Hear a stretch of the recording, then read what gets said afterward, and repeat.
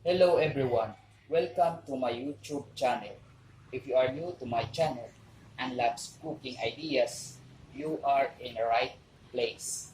Please consider subscribe to my channel and don't forget to hit the bell icon so that be the first to notify if we have new upload videos. Today, I will share to you on how to cook a delicious chicken tinola. So here are the ingredients. 1 kilo chicken meat, sayote, horseradish, garlic, red onion, ginger, lemongrass, salt, water, cooking oil. Heat oil in a large cooking pan. Saute the garlic, the red onion, and the ginger.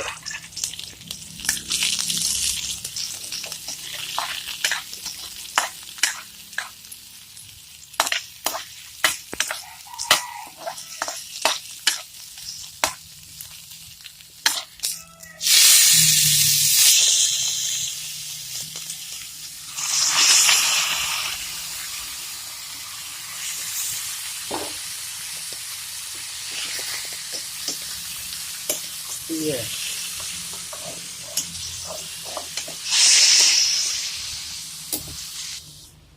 Cover and simmer for about 5 minutes. After simmering, stir.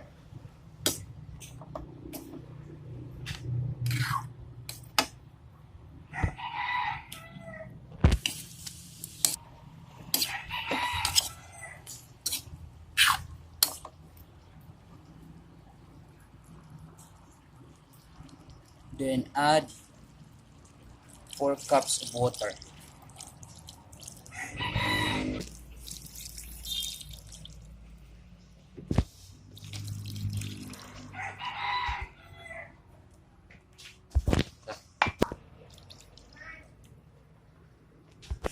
Then add the lemongrass and sayote. Simmer again until the chicken becomes tender.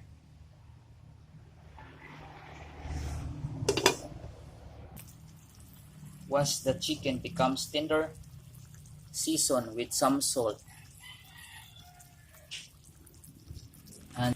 and heat for 3 minutes.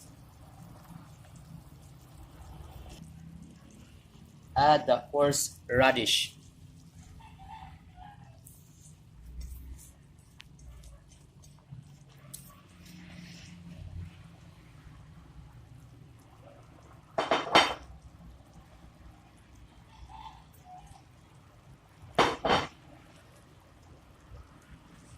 And then the spring onion.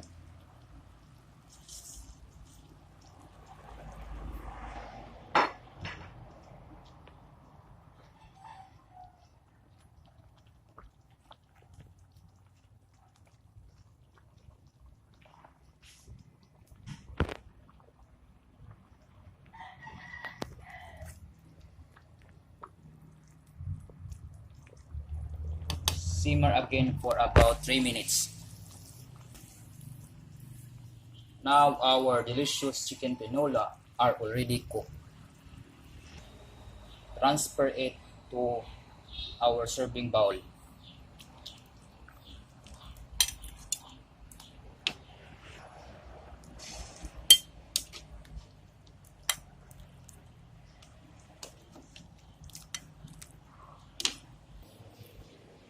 So this is our delicious chicken tinola. If you like more videos, please don't forget to subscribe to my channel and hit the bell icon so that be the first to notify if we have new upload videos. Thank you for watching. See you on my next videos. Have a nice day.